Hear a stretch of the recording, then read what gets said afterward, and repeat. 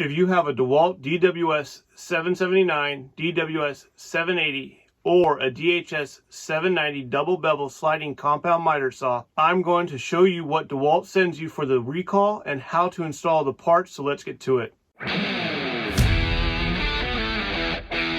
There is currently a recall on certain models of the DEWALT DWS779, DWS780, and the DHS790 compound sliding miter saws, rear guard, and deflector. If you have no idea what I'm talking about, watch the video in the link above and find out what models are part of this recall and how to get the free parts sent to you from DEWALT. After you've done that, here's what DEWALT sends you. This is a metal rear guard with a plastic deflector. These are replacing the old plastic guard and plastic deflector. Hopefully these metal guards will be less prone to breaking and being shot across your garage or shop. These are held on with 2 Torx head bolts, so let's get these changed out. First, make sure your saw is unplugged so there is not any power going to it. You have to remove the blade to get to the rear guard. To do this, you first have to move the front blade guard out of the way. To do that, there is this Torx bolt on the left side of the saw near the center of the blade on the front guard. Grab the DEWALT saw wrench to take this off. Mine is located in the rear right side of the saw. If you don't have one, you will need a T30 Torx driver and a 6mm hex wrench. Loosen this bolt until it can clear the metal tab behind it. Once the tab can fit underneath the head of the bolt, I can move the front guard up. Now just loosen the bolt some more until it is out enough for the guard to rest on top of it. The next step is to take off the blade. We got to use the Allen wrench to loosen the blade nut. First, lock the blade in place by pushing on the blade lock on the right side of the saw like this. You might have to spin the blade some for the tab to slide down and lock the blade. Once the blade is locked, use the Allen part of the wrench to loosen up the blade nut by tightening it.